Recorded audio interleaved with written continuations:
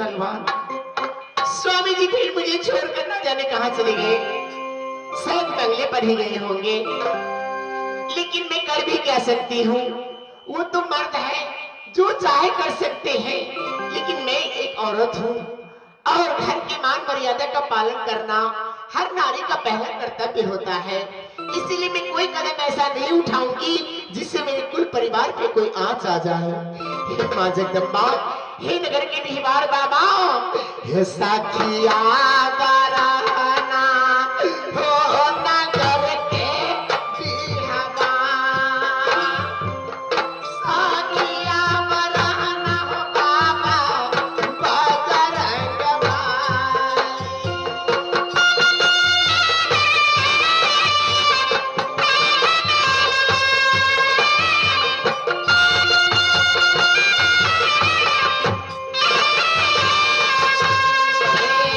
जल्दी से आना, सात महीने दूर लगा।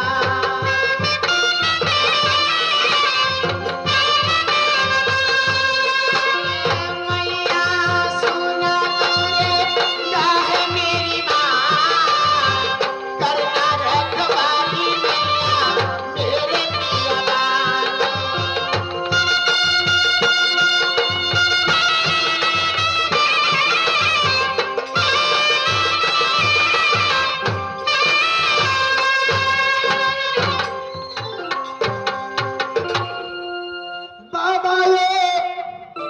बाबा ये डमरू किया ये बजा बनो, हम ताज दे खालो बाबा ये डमरू।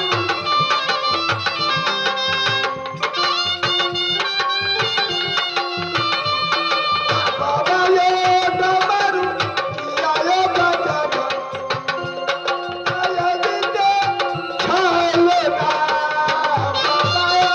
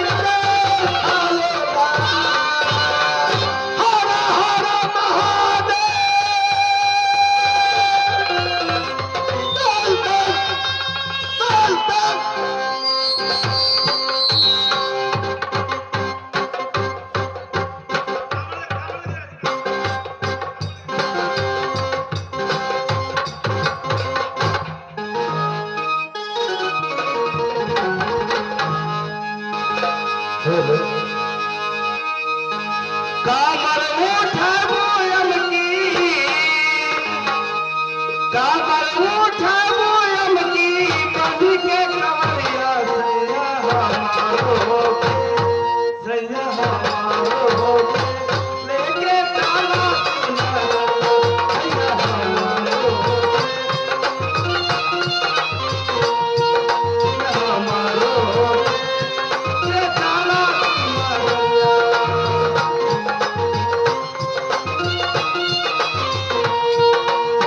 गंगा जी से बात शिव के नागरिया, काबर उठा के जमुना बहबू डगरिया, काबर उठा के जमुना बहबू डगरिया। गंगा जी से बात शिव के नागरिया, काबर उठा के जमुना बहबू डगरिया, काबर उठा के जमुना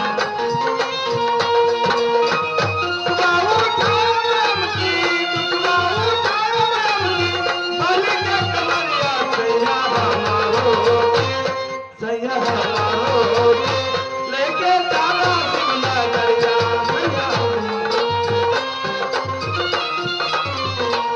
सैया हमारो लेके ताला सिमना गया।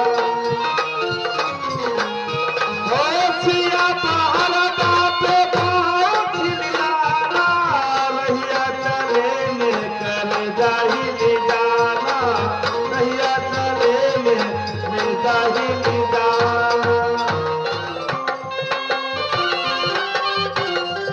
रे जान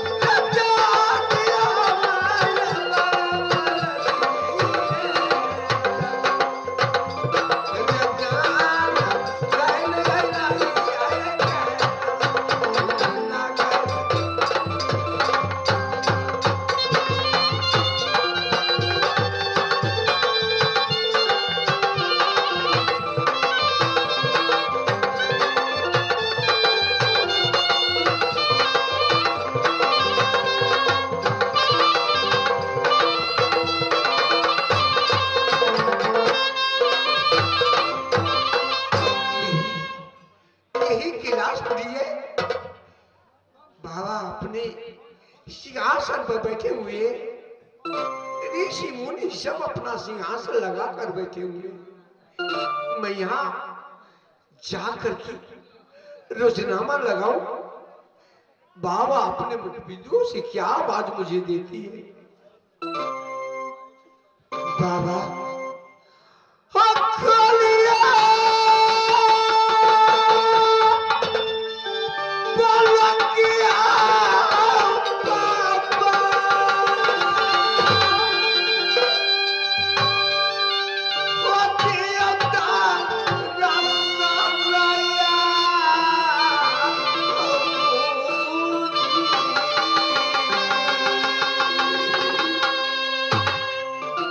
किया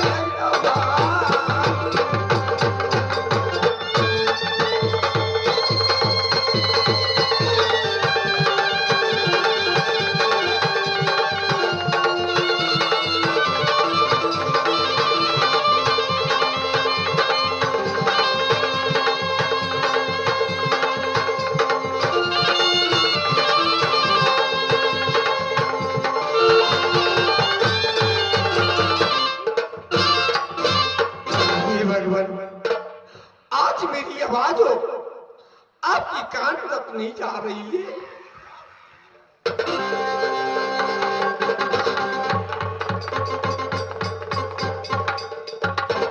इसे संभालिए, मुझे बहुत डर लग रही है।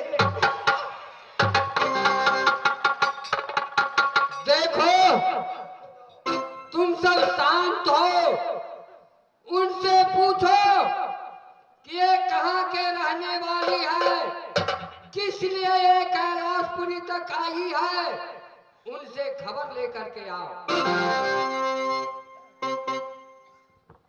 महारानी, तुम कहाँ की रहने वाली है? क्या किस लिए या बाबा भोलेनाथ क्या तब के तुमने भजन कर रही है?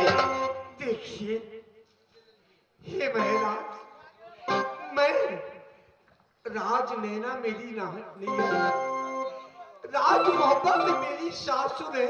नाम तुम्हारी क्या है? मेरी नाम सोनापति है।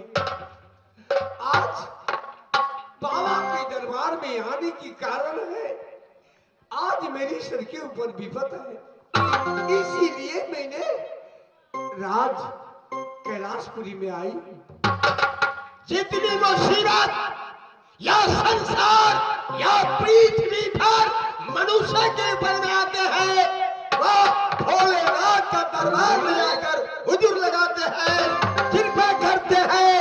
हे भोलेनाथ, या नीच भुवन की रहने वाली है, इनकी नैहर राज नैना में पड़ती है। अच्छा, सासुर राज मोहब्बा और नाम की सोना है। हे ऋषिराज, उनसे पूछो उनका क्या सर पर पति आए हैं कि रात कैलाश तक पहुंची है। बोलो, क्या किस लिए या भोलेनाथ क्या कैलाश तक तुमने आई है? ऋषिराज, ऐसी में अपने मुखबिंदुओं से आवाज नहीं निकाल सकती जब तक भोलेनाथ मुझे वचन नहीं देगी, तब तक मैं अपनी मुखबिंदुओं से कुछ नहीं कर सकती। आपसे वचन मांग रही है। हाँ जी हाँ, आप वचन दीजिए, तब वो अपनी दुखड़ा सुनाएगी। हे ऋषिराज, वो मृत भुवन का रहने वाली नारी है, मैं कैलाशपुरी का राजा हूँ। हमारी और तुम्हारी में क्या वचन है? हे पुत्री, तुम मांगो, जो मांगेंगे मैं पूरा करूंगा। नहीं, ऐसे मैंने कभी नहीं मांग सकती। वो जब तक ना बचानी आए बाप,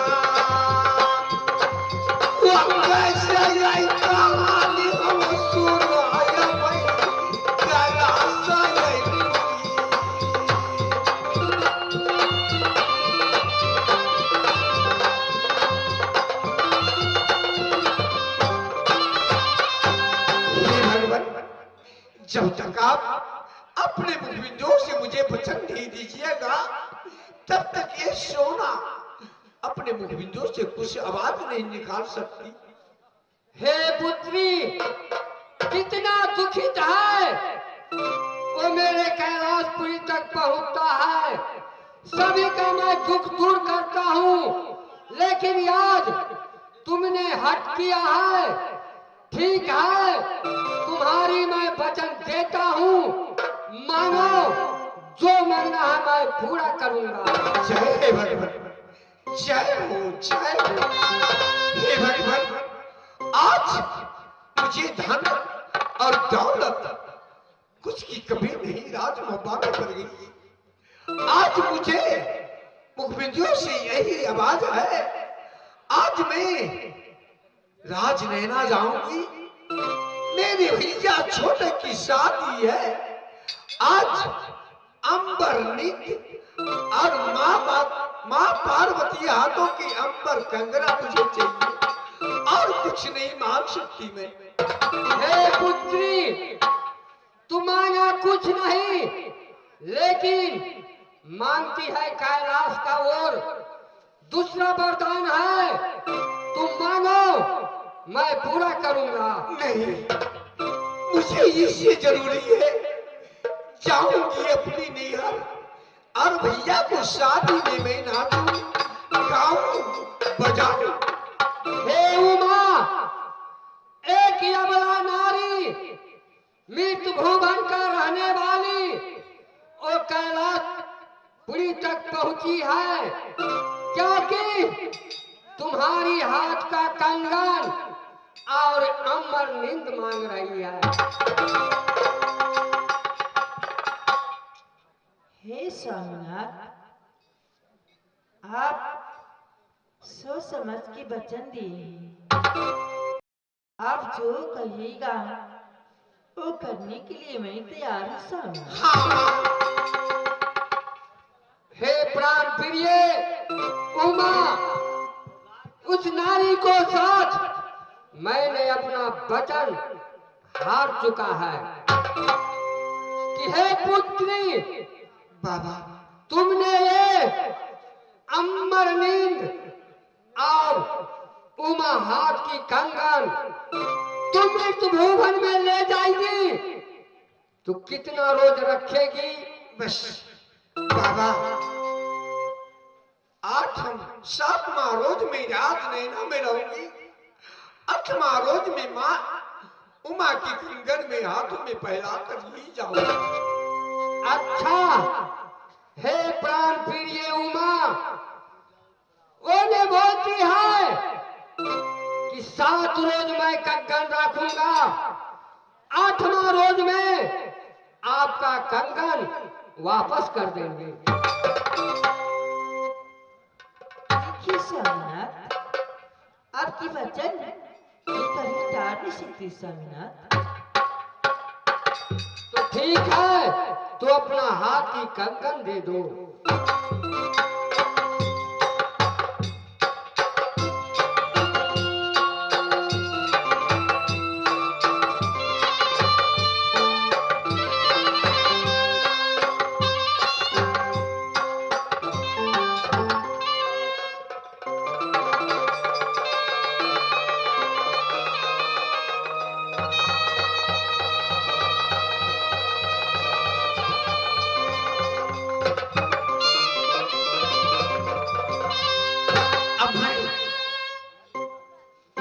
पार्वती हाथों की कंगन में पाई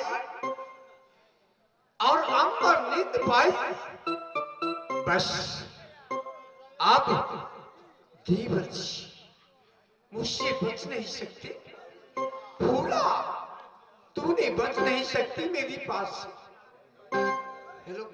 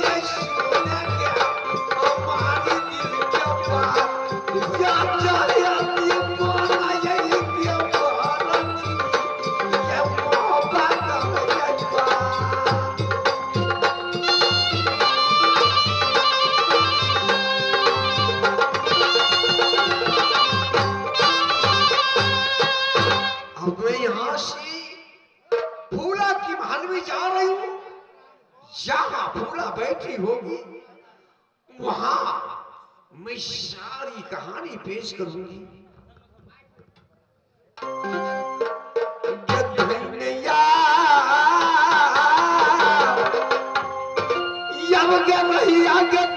सब ये फूला क्या मोहलिया